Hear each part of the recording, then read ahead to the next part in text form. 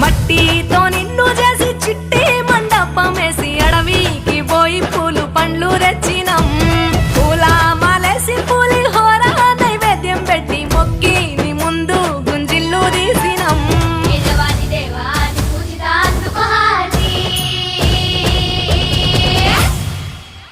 గజనన Ganapati గజముకుడే